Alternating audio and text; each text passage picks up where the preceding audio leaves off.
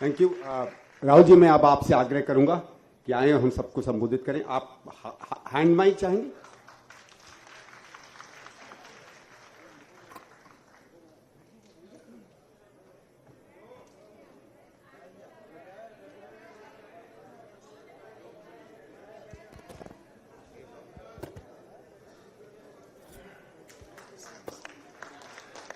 Sandeep Dikshit ji,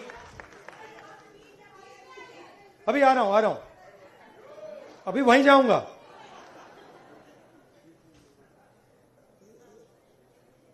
Sandeep Dikshit ji, Gajanand ji, Divya ji, Arshi ji, Monika ji, friends from रचनात्मक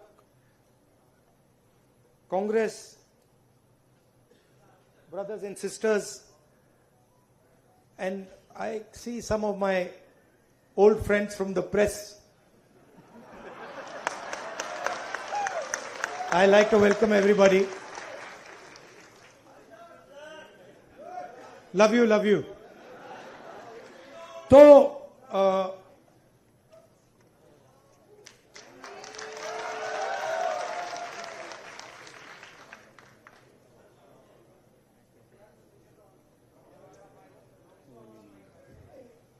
I didn't realize the Speaker of Lok Sabha is in this room.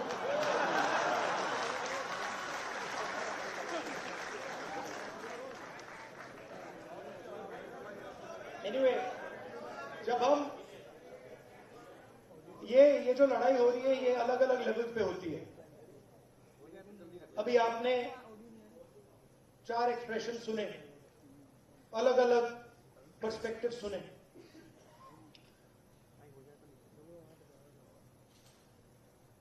मेरा काम जो central fight है, जो जड़ है, वहां पे फाइट करना मेरा काम। ऑडियो नहीं आ रहा। मैं तो मुझे मेरे लिए आइडियोलॉजिकली लड़ाई किस बात की है नहीं आ रहा यार, आवाज मार दो। और आइडियोलॉजिकल स्ट्रक्चर क्या है वो समझना बहुत जरूरी है।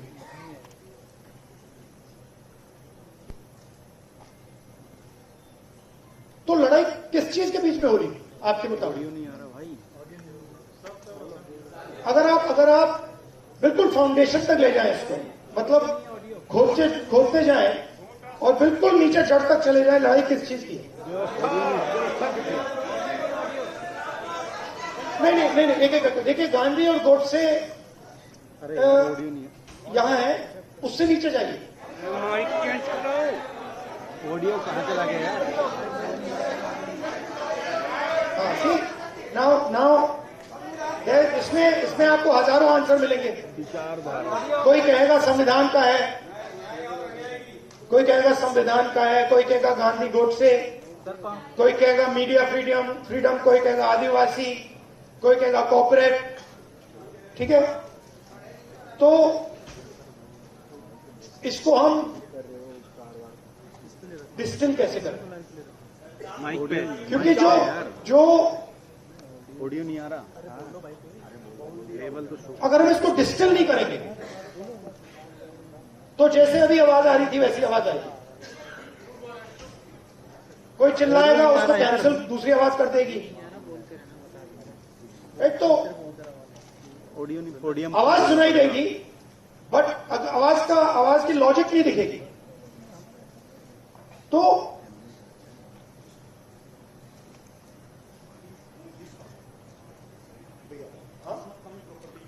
सर चल नहीं रहा है। नहीं सर, ऑडियो नहीं आ रही है। ऑडियो नहीं आ रहा है।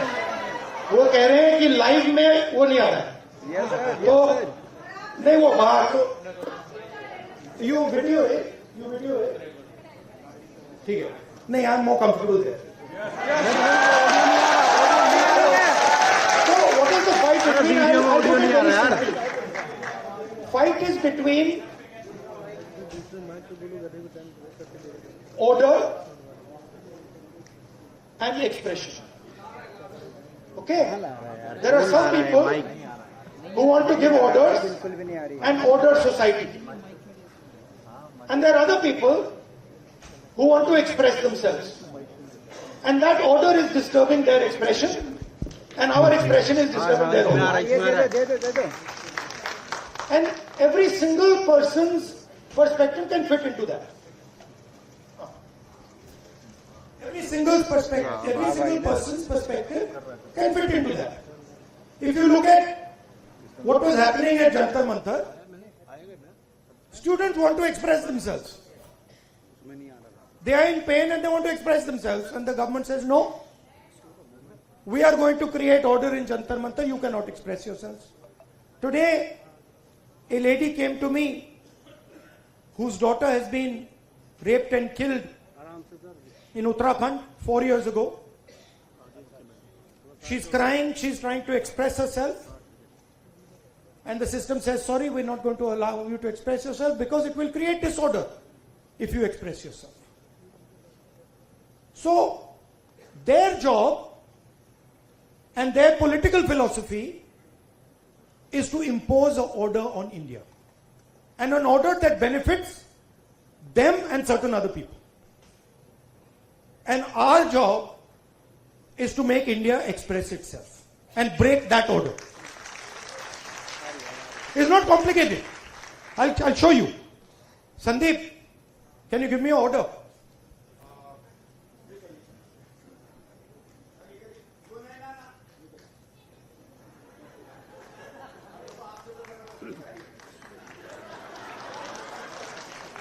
This is RSS. This is रचनात्मक कांग्रेस. एक और ऑर्डर दो भाई. हाथ मिलाने का ऑर्डर दे दो. चलो सिंपल कर देते हैं. Friendly gesture. हाथ मिलाने का ऑर्डर कर देते हैं. हाथ मिलाने का ऑर्डर दो. Our job is very simple. And we can drive them crazy. इनको हम मतलब पागल कर देंगे. मैं आपको बता रहा हूं, नरेंद्र मोदी रात को नहीं सोता है.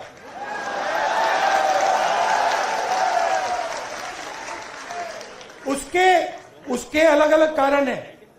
उसका एक ऑब्वियस कारण है और उसके बहुत सारे हिडन कारण भी हैं. आपने देखा अमित शाह सो कॉल्ड, क्या कहते थे उसको पहले, चाणक्य, और क्या कहते थे, सरदार पटेल, बड़ी बात. Where has he disappeared? वो भाग गया. वो 20 दिन के लिए पार्लियामेंट हाउस में नहीं घुस पाया. वो why? Because for the first time they are feeling India's expression. और अब इनको बात समझ आ गई है कि अब ये देश अपने आप को एक्सप्रेस करने से नहीं रुकने देगा. ये चल रहा है गया. और आपको अपना छोटा सा मतलब आरएसएस का ऑर्डर क्रिएट करना है, क्रिएट कर दो, उठा के तोड़ के फेंक देगा. उसका एक तरीका है, मोहब्बत की दुकान है. वही बेसिकली वही कह रहा हूं. वो कह रहे हैं, देखिए, आइए संदीप से फिर से आपको डिस्टर्ब करता हूं. अब आप मुझे एक ऑर्डर दीजिए. नहीं, आप एक ऑर्डर दे, एक ऑर्डर दे दीजिए मुझे, कोई भी ऑर्डर. ये क्यों किया मैंने? एक ही कारण है, क्योंकि मैं डर गया. अगर मैं ऑर्डर से डर गया, ऑर्डर देने वाले से डर गया, तो मैं अपने एक्सप्रेशन को बंद कर दूंगा. अगर नहीं डरा, क्यों मैं बंद नहीं करूंगा. मैं अंदर अपने एक्सप्रेशन को मतलब अंदर से गाली दूंगा कि भैया मुझे मतलब ये अच्छा नहीं लग रहा है. But that is a expression of fear. That is cowardice. And frankly I must tell you, a lot of people in India And this is something that has disturbed me. A lot of people in India have been behaving like cowards. So many people. They have been behaving like cowards against this cowardly force. Now I can understand if you are fighting the British Empire and suddenly you say, I'm feeling a bit scared. But you're fighting a bunch of jokers. How can you feel scared? You're literally, please understand, you're literally fighting a bunch of jokers, clowns, right? Who have no idea about our philosophy, no idea about our history, right? They're a bunch of clowns. Now, I couldn't say this. I can naturally say this about my friends in the RSS. It's obvious to me. In fact, it's obvious to most people that these people have no understanding of India. Right? Why? Because somebody who cannot connect with India as it is today cannot understand India. To understand India, you can't understand India 3,000 years ago. You have to understand it today, right now. And to understand it today, the only way to understand it today is if you understand its expression. These people, please watch them. Please watch them. I'll show you. Bhaiya, 3-4 of you come here. Abhi. Just come. Just stand like this. Just stand next to him. Just stand next to him. Just come. Stand here. Now do that RSS salute. That one. How do you do it? Just do it. Just do it. Just do the RSS salute. See, they're not taking the order. Right? But this is what that structure looks like. This is what the RSS looks like mentally, conceptually. Now let me show you the Congress. Let me show you. No, they are now, suddenly they became the Congress. See? So these people, what have they done? What is the magic trick? The RSS has been utilized, has been captured and been utilized by large capital. Okay? Please understand, large capital, Mr. Ambani, Mr. Adani, these guys have captured the RSS. The RSS ceased to exist long ago. What was the RSS? The RSS was the expression of the small Indian businessman. Goldsmith, jeweler, Banya, that was the RSS. That died. It's gone. Today the RSS is an instrument of Mr. Adani. That's all it is. And they stand there with their lathis and all making a fool of themselves. Hindi में बोलूं, मेरा कहना है RSS क्या था? RSS जो छोटा businessman था, मैंने स्टडी की बात, जो छोटे छोटे बिजनेस वाले थे, मिठाई की दुकान चलाते थे, सोनार थे, लोहार थे, इनकी फोर्स थी. उनको तो उन्होंने धोखा दे दिया, मार दिया. वो तो सब मर गए. आरएसएस ने डीमोनेटाइजेशन कर दिया, जीएसटी कर दी और अपने ही लोगों को धोखा दे दिया, खत्म कर दिया. उसके बाद क्या हुआ? शुरुआत कैसे हुई? शुरुआत वाजपेयी जी के टाइम में प्रमोद महाजन ने की. कैपिटल इंजेक्शन को आरएसएस के अंदर उसने डाला, पहला फर्स्ट स्टेप. और second step Narendra Modi. Final corporatization of RSS और Narendra Modi. It's obvious. RSS as original force is dead. We are not fighting. They finish. They gone. Now RSS is an instrument of large capital.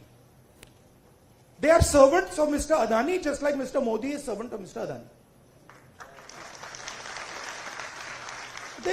Now, what is our problem? Our problem, which has now to a great extent been resolved, that my friends in the media have been captured by them. It's a big problem because they will come and tell me, sir, we don't like what is happening. But we have to, they tell me, I'm telling you, we have to feed our children. हमें भी नौकरी करनी है. मेरे मतलब वो prime minister house के सामने पुलिस वाला है, मेरे कान में विस्पर कर रहे हैं, भैया इनको हटाइए, आप यहां से इनको हटाइए. वो मुझे हटा रहा है और मेरे कान में कह रहा है भैया इनको हटाओ. मैंने कहा ये क्या बात कर रहे हो? नहीं, हमारी नौकरी है, हमें काम करना है. अंडरस्टैंड. इनका भी एक्सप्रेशन मैं समझता हूं कि आपको अपने बच्चों की स्कूलिंग करानी है, फ्यूचर बनाना है, but there is also something known as national spirit. What is national spirit? National spirit is we are not going to allow a bunch of clowns to create order over us. Have you ever seen the Prime Minister have a conversation like this? Have you ever wondered? आपने कभी सोचा है कि प्रधानमंत्री press conference क्यों नहीं करते हैं? ये मेरे लिए नहीं सुनिए, ये मेरे लिए पहले बड़ी सरप्राइजिंग चीज थी. मैं सोचता था कि इसके पीछे कोई मार्केटिंग की स्ट्रेटेजी है, कुछ है. फिर मैं भैया उनके साथ कमरे में बैठ गया 5 मिनट और बात समझ आ गई, भाई ये तो जा ही नहीं सकता मीडिया के सामने. ये तो वहीं का वहीं 5 मिनट में खत्म हो जाएगा. रियलिटी, मैं आपको रियलिटी बता रहा हूं. तो रचनात्मक कांग्रेस का मतलब क्या है? आपको एक्सप्रेस करना है. आपने एलजीबीटी की बात की, आपने आदिवासियों की बात की. एक्सप्रेशन को दबाना नहीं है, कोई भी हो. और मैं आपको बात को और भी आगे ले जाता हूं. जिस दिन आरएसएस के एक्सप्रेशन को देश से खत्म करने की बात शुरू हुई, उस दिन मैं उनकी रक्षा करूंगा, क्योंकि उनका भी एक्सप्रेशन है. हमारा ये नहीं है. हम कह रहे हैं कि भैया सब लोगों का एक्सप्रेशन होना चाहिए. जो आपके दिल में, आप खुल के बोलो, डरने की कोई जरूरत नहीं है. आप किसी और को नहीं दबा सकते. आप ये नहीं कह सकते कि भैया देखो आप सिख हो तो आप गुरु नानक की बात नहीं कर सकते, आप मुसलमान हो तो आप अल्लाह की बात नहीं कर सकते, आप जैन हो तो आप महावीर जी की बात नहीं कर सकते, आप हिंदू हो तो आप शिव की बात नहीं कर सकते. नहीं, जिसको जो बात करनी है, जो भी जिसके भी दिल में है, उसको बोलना चाहिए. उसके बाद देखेंगे. बात अच्छी नहीं लगी तो फिर कहेंगे उससे कि भैया देखो ये आपने जो बोला है ना, ये इसने मूड खराब कर दिया, इसको आप दूसरे तरीके से, पहले बोलेंगे इसको आप दूसरे तरीके से बोलिए, प्यार से बोलिए. तो जब देश में एक्सप्रेशन बाहर निकलेगा तो देश की ऊर्जा, देश की जो स्ट्रेंथ है, वो पूरी दुनिया को दिखाई देगी. ये क्या कर रहे हैं? ये देश पर एक्सप्रेशन को मार रहे हैं. और आप बिलीव नहीं कर सकते इनके साथ हुआ क्या. मतलब आप इमेजिन नहीं कर सकते हुआ क्या इनके साथ. ये गए, आई एक्सप्लेन. ये गए संदीप आना जरा. ये इनका पता नहीं कहां से इनके दिमाग में घुस गया. अब अजीब चीजें घुस जाती है, बट इनके माइंड में घुस गया कि फॉरेन पॉलिसी इज दिस.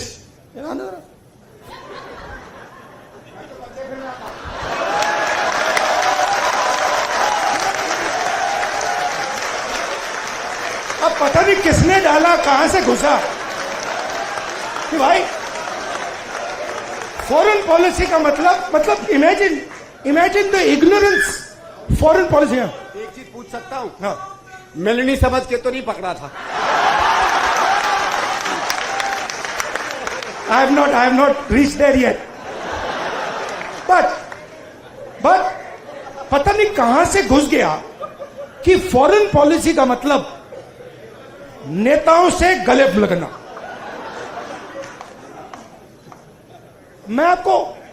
मैं छोटा था, मैं आपको पता नहीं अंदर की बात है, बोलनी चाहिए नहीं बोलनी चाहिए, मां गुस्सा हो जाएंगी शायद, बट ठीक है मैं बोल देता हूं, फिर आप संभालना उनको। तो मैं छोटा था, हम अमेरिका गए, एक्सप्रेशन की बात हो रही है तो कह देता हूं, हम अमेरिका गए। मैं आपको ये इसी बात इसलिए बता रहा हूं कि लीडर क्या होता है, मैं ये समझाने की कोशिश कर रहा हूं। तो हम अमेरिका गए, मैं 12 साल का था, प्रियंका, मैं, मेरी मां, दादी प्राइम मिनिस्टर थी। गले मिलने की बात हो रही है ना।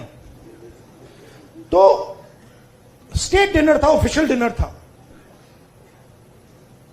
तो दादी और मां ऑफिशियल डिनर पे गए, हम बच्चे थे तो हमें मतलब छोड़ दिया घर, हम खेल रहे थे।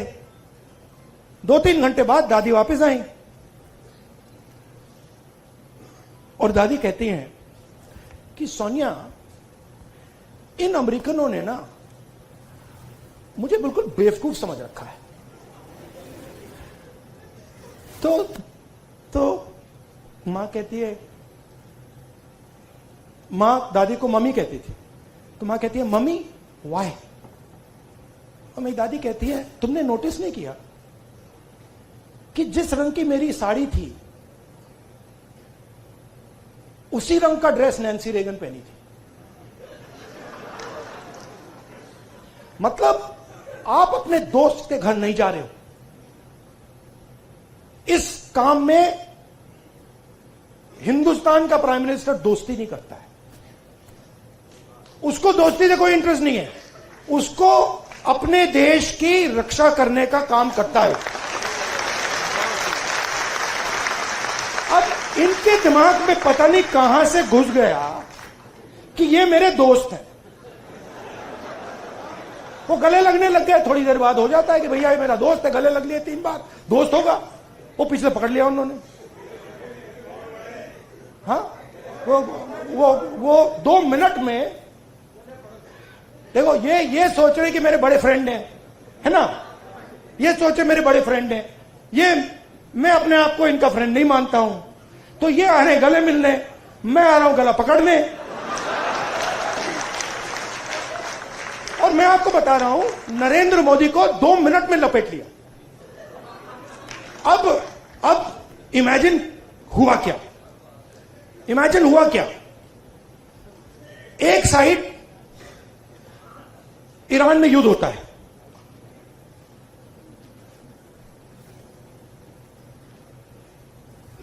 हिंदुस्तान के लिए अगर हिंदुस्तान अपनी स्ट्रेंथ को समझता और अगर हिंदुस्तान का नेता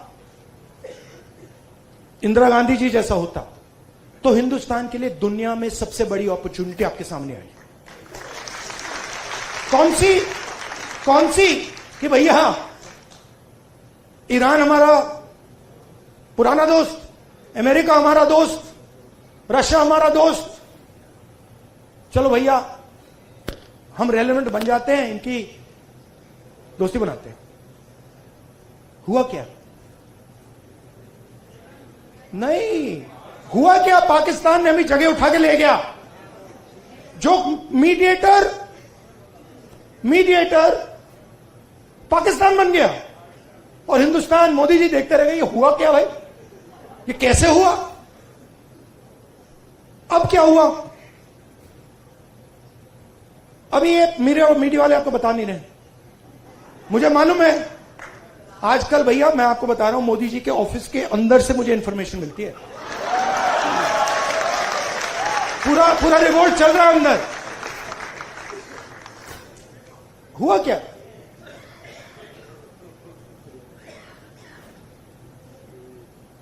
हमारे पेट्रोलिंग एरिया में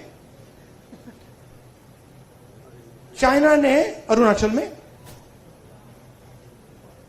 हमें पेट्रोलिंग करने से मना कर दिया कि भैया हाँ ठीक है, वो सब बात ठीक है, ये आती जमीन है, मगर आप यहां पेट्रोलिंग नहीं कर सकते। राजनाथ सिंह जी अमित शाह जी और नरेंद्र मोदी जी की हवा निकल गई है। वो क्या कर रहे हैं? ऑपरेशन अभी चल रहा है। सारे मीडिया के एडिटर्स को कॉल कर रहे हैं कि भैया ये बात आप अपने अखबारों में मत डालो, छुपाओ।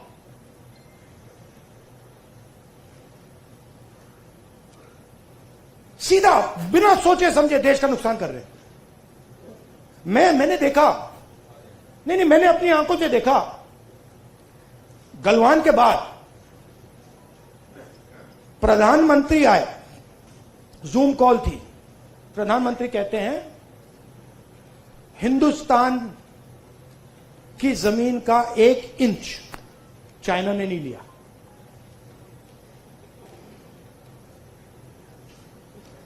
उसके बाद आर्मी कहती है कि भैया हिंदुस्तान की जमीन तो ले गए। आप सोचिए, चाइना को मैसेज किया गया। चाइना के नेगोशिएटर्स ने हमारे नेगोशिएटर से कहा कि आप क्या बकवास कर रहे हो, आपके प्रधानमंत्री ने बोला हमारी आपकी जमीन नहीं गई। फैक्ट बोल रहा हूं आपको। आर्मी कह रही है कि भैया हमारी जमीन गई, चाइना का नेगोशिएटर कह क्या बकवास कर रहे हो, तुम्हारा तो प्रधानमंत्री कह रहा नहीं गई है, जाके उनसे बात करो। तो इन्होंने इंटरनली देश को खत्म कर दिया है, फॉरेन पॉलिसी उड़ा दी है, और सारा का सारा काम अपना जो पॉलिटिकल स्ट्रक्चर है उसको फाइनेंस करने के लिए, अदानी जी का पैसा लेने के लिए ये उन्होंने किया है। अब ठीक है, पहले क्या था, मूड खराब था, आप लोगों में भी मूड खराब था। मेरे पास लोग आते थे, भैया ये कब होगा, कब खत्म होगा, कब खत्म होगा, इसमें तो 10 साल लग जाएंगे। अब तो नहीं बिलीव करते ना, है ना? अब तो हो गया ना। हाँ। क्योंकि अब कांग्रेस पार्टी, ऑपोजिशन, सबका एक्सप्रेशन चालू है, अब नहीं रुकने वाला वो क्या। हाँ, thank you, tata, goodbye. और मैं आपको बता रहा हूं, आप लिख लो, जिस दिन तक नरेंद्र मोदी अपना इस्तीफा नहीं देंगे, अमित शाह नहीं हटेगा, उस दिन तक नरेंद्र मोदी और अमित शाह नहीं सो पाएंगे। उनको हम जगा के रखेंगे, पूरी रात जगा के रखेंगे, जब तक वो कोलैप्स करके कहें कि भैया ये हमारी बस की नहीं है, माफ करो, छोड़ दो हमें। और बिना नफरत के, बिना हिंसा के, बिना नफरत के हम हमारी देश की संस्कृति, हमारे देश के कल्चर की लड़ाई लड़ रहे हैं। हमारा देश नफरत का नहीं है, मोहब्बत का है, प्यार का है, भाईचारे का है, अहिंसा का है। ये हम प्रूव करके दिखा देंगे सबको। अब आप सबको, जब आपको ऑर्डर मिले ऊपर से, अच्छा लास्ट बात बताता हूं, ये मैं बात समझा कब, ये ऑर्डर वाली। मैं एक दिन लोकसभा में ना, एक तो प्राइम मिनिस्टर का साइड होता है और एक ऑपोजिशन का होता है। तो एक दिन पता नहीं क्यों मैं उस साइड से जा रहा था, ऊपर की ओर, तो वो बैठे हुए थे वहां पे। तो जब मैं वहां से निकला, वो मेरी ओर देख रहे थे, सारे के सारे बीजेपी वाले।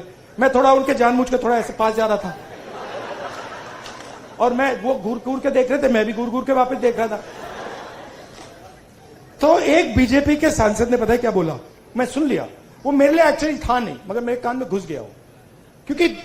क्योंकि ओपोनेंट, मतलब ओपोनेंट गुरु होता है हमारे सिस्टम में, हमारी फिलोसॉफिकल सिस्टम में ओपोनेंट गुरु होता है, वो दुश्मन नहीं होता, वो हमें सिखाता है।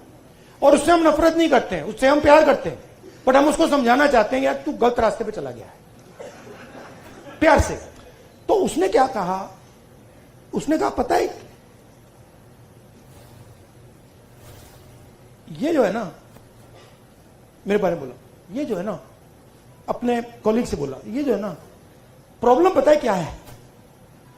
वो बोलता है क्या है, कहता है ये, फिर उसने थोड़ा गंदा शब्द यूज किया, वो मैं नहीं यूज करूंगा, स से, ये किसी खांचे नहीं, ये किसी भी खांचे में नहीं घुसता है, इसको ये कहीं भी नहीं फिट आता है, ये कहीं भी घुस जाता है, अपना करता रहता है। हां, मैं और हम सब किसी खांचे में नहीं घुसने वाले लोग। हमारे पास हजारों खांचे हैं। देखिए, मैं आपको बताता हूं।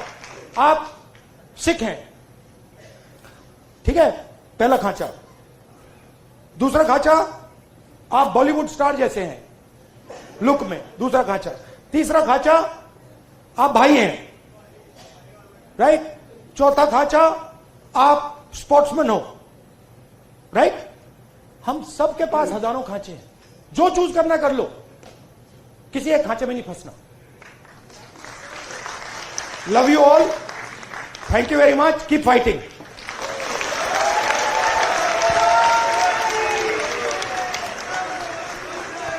एक मिनट प्लीज, बैठे रहिए, बैठे रहिए। एक सेकेंड प्लीज, बैठे रहिए, प्लीज प्लीज प्लीज। मैं दिल की गहराइयों से राहुल जी का धन्यवाद करता हूं, और आज का इस सत्र समाप्त होने के पहले आप लोगों से दरख्वास्त करूंगा कि राष्ट्रगान के लिए प्लीज खड़े हों। राहुल जी, आशीष, नेशनल एंथम प्लीज। थोड़ा इधर हो ना, आप बैठ जाओ, आप इधर हो जाओ, थोड़ा इधर हो जाओ, इधर हो जाओ, इधर भैया, इधर सर, राष्ट्रगान के पहले नारा नहीं प्लीज। इस तरफ इधर हो जाओ।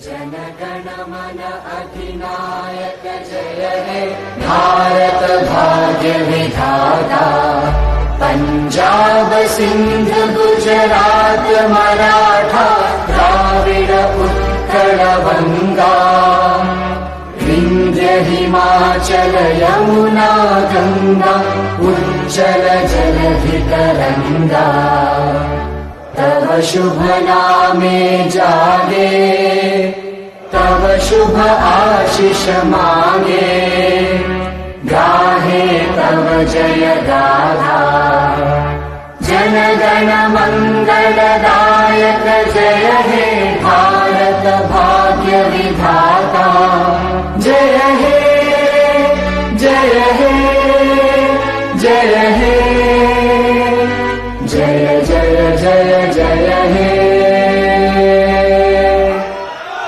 राहुल जी, एक सेकंड राहुल जी, एक आखिरी, राहुल जी, बस एक बात मैं आपको बताना चाहता हूं। एक सेकंड भैया, एक सेकंड। साहिर लुधियानवी की एक बहुत मशहूर कविता है जिसमें उन्होंने कहा है, ये सुबह कभी तो आएगी, ये हमारा प्रण है, ये सुबह हम ही तो लाएंगे। Thank you.